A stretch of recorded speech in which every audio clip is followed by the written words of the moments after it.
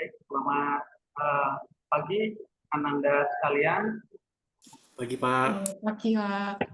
Nah, hari ini kita memasuki mata kuliah kita pengetahuan lingkungan yang akan membahas tentang ekosistem dan daya dukung lingkungan. Sebelum kita mulai pembelajaran kita, ada baiknya kita berdoa dulu menurut agama kita masing-masing. Saya berikan waktu, doa dimulai.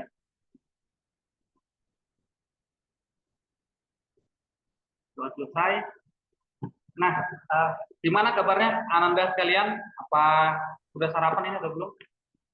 Sudah Pak. Sudah Pak. Ya, kalau sudah berarti lebih semangat ya, lebih apa namanya? Lebih konsentrasi lah untuk mengikuti perkuliahan kita hari ini ya. Nah, kita mulai saja skenario pembelajaran yang akan kita jalani saat ini. Itu pertama pendahuluan 3 menit, ada penjelasan materi 3 menit, kemudian penugasan dan studi kasus ada 4 menit, diskusi 3 menit, presentasi diskusi itu 4 menit, dan terakhir ada penutup 3 menit. Nah, capaian pembelajaran kita hari ini itu yang pertama mampu menjelaskan konsep ekosistem. Kemudian yang kedua mampu mengidentifikasi struktur dan fungsi ekosistem. Yang ketiga mampu menjelaskan dan mengidentifikasi daya dukung lingkungan. Nah, sebelum kita mulai ke materi, ini kita ada pendahuluan dulu. Apa kira-kira yang kamu ketahui tentang ekosistem dan daya dukung lingkungan? Nah, saya siapkan di sini ada spin ya untuk memilih di antara Anda sekalian siapa yang bisa menjawab. Ya, kita mulai. Oke, ini ada nomor 4, itu berarti Ananda Rion Novianda. Kira-kira menurut Anda bagaimana tentang ekosistem dan daya dukung lingkungan ini? Silakan. Baik, terima kasih Bapak. Jadi yang saya ketahui tentang ekosistem dan daya dukung lingkungan itu bagaimana sistem kehidupan yang terbentuk itu memiliki timbal balik ya dalam lingkungannya. Jadi ada keterkaitan antara satu makhluk dengan makhluk lainnya. Terima kasih Pak. Tepat sekali jawabannya itu. Tidak kurang sedikit pun ya. Oke, kalau begitu yang lain mungkin sudah dapat ya menangkap apa yang disampaikan dari rekan kita Andarion ya. Nah, kita masuk saja. Ekosistem ini suatu kesatuan dinamis ya, yang ada interaksinya. Itulah inti dari ekosistem. Ada interaksi di dalam ekosistem di antara komponen biotik dan komponen abiotik. Nah, apa aja komponen biotik? Itu ada manusia, hewan, tumbuhan. Kemudian untuk komponen abiotik ada air, tanah, udara, suhu, cahaya, mungkin ada apa senyawa-senyawa anorganik gitu ya. Nah, jadi kenapa ekosistem itu penting? Karena dalam ekosistem lah kita hidup, gitu ya. Setiap tempat itu bisa dikatakan sebagai ekosistem apabila ada interaksi di dalam.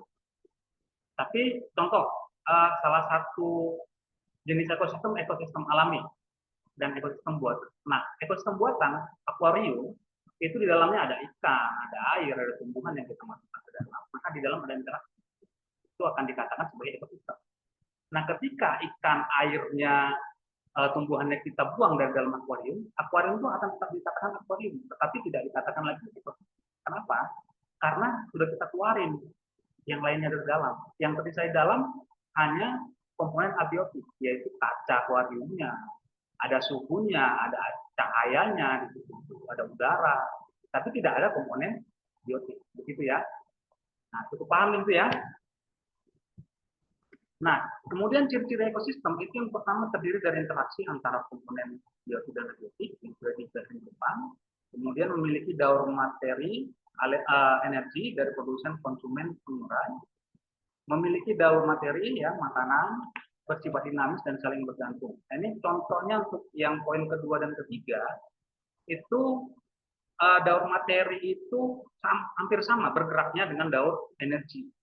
Ya, contoh Kayak kita dulu waktu belajar di SMA mungkin atau SMP itu ada padi dimakan tikus dimakan ular, ular dimakan elang, kemudian elang mati diuraikan oleh bakteri pengurai dan hasil penguraian itu berupa unsur hara dimanfaatkan kembali oleh padi untuk pertumbuhannya. Nah, jadi dia saling berkesinambungan, ya tidak terputus sama sekali. Itu maksudnya di sini memiliki energi dan daun.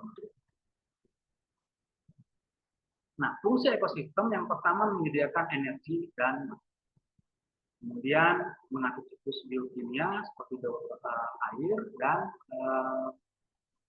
karbon, ya.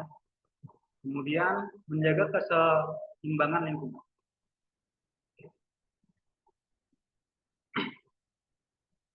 Tipe-tipe dari ekosistem ada ekosistem air. Contohnya ekosistem air itu air tawar, ekosistem air laut, air danau, sungai, gitu ya. Kemudian ada ekosistem darat, contohnya mungkin ekosistem savana, ekosistem hutan tropis, padang rumput dan lain sebagainya. Dan yang terakhir ekosistem buatan seperti yang contoh di depan tadi, ekosistem akuarium, sawah, perkebunan, gitu ya. Itu termasuk ekosistem buatan. Kita masuk ke dalam daya dukung lingkungan.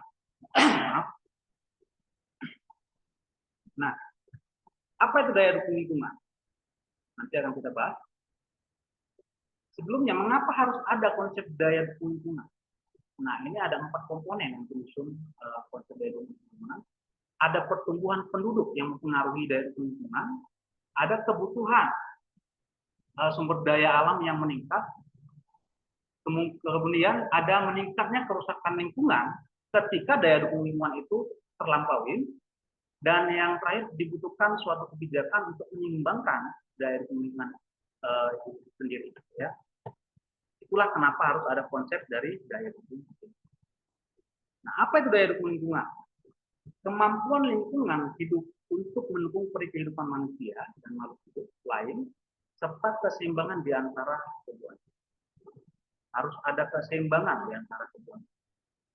Nah, ini menunjukkan seberapa mampu lingkungan itu dapat mendukung kehidupan manusia. Maka kita ketika kita membahas tentang daya dukung lingkungan ini, itu artinya adalah seberapa mampu lingkungan tersebut menampung bahan maksimal yang dihasilkan akibat dari adanya kegiatan atau aktivitas manusia, ya, adanya kegiatan atau aktivitas manusia.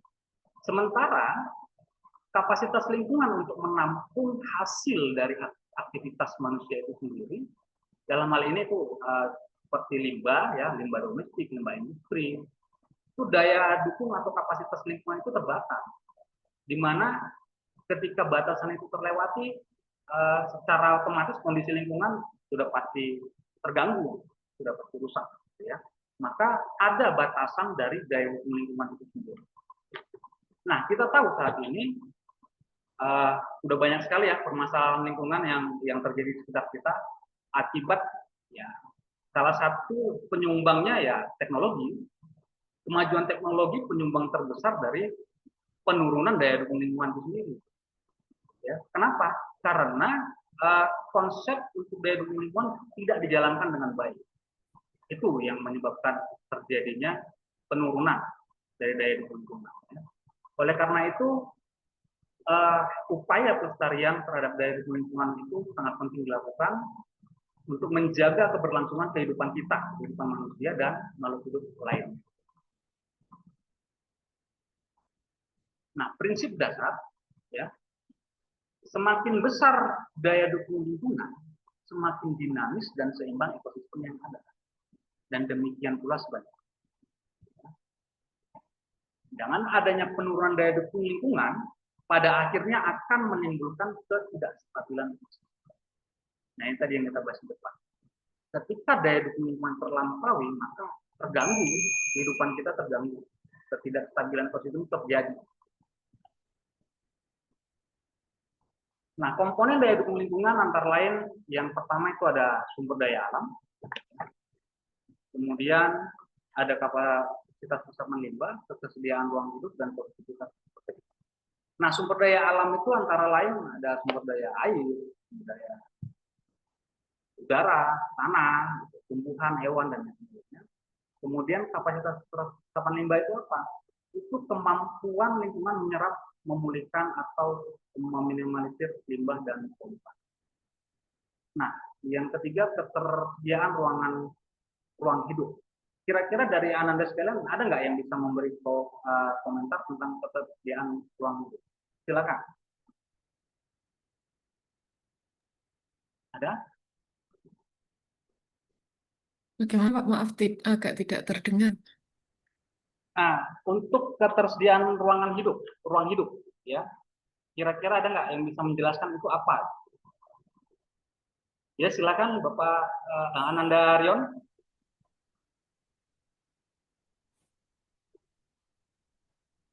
Baik, terima kasih Pak atas kesempatannya.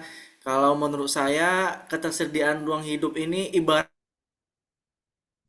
kata kalau misalkan kita berkendara ada ndak minyak SPBU tuh tersedia ndak kapasitas bensinnya, solarnya kah atau tidak. Nah, kalau di kehidupan ini mencakup ndak ada ndak tempat tinggalnya, adakah makanan dan airnya, adakah udaranya, cahayanya gitu. Kalau misalkan anggaplah sekarang kejadian itu di daerah Riau itu, mereka gajah keluar, harimau keluar ke wilayah masyarakat tuh karena ketersediaan ruang hidupnya bermasalah gitu Pak. Gitu pemahaman saya Pak. Terima kasih. Iya, terima kasih Anda Rion. Lagi-lagi benar ya. Jadi ketersediaan ruang hidup itu berarti ruangan pemukiman, pertanian, untuk industri dan lain sebagainya tersedia. Ya, oke, mantap sekali, Mandarion.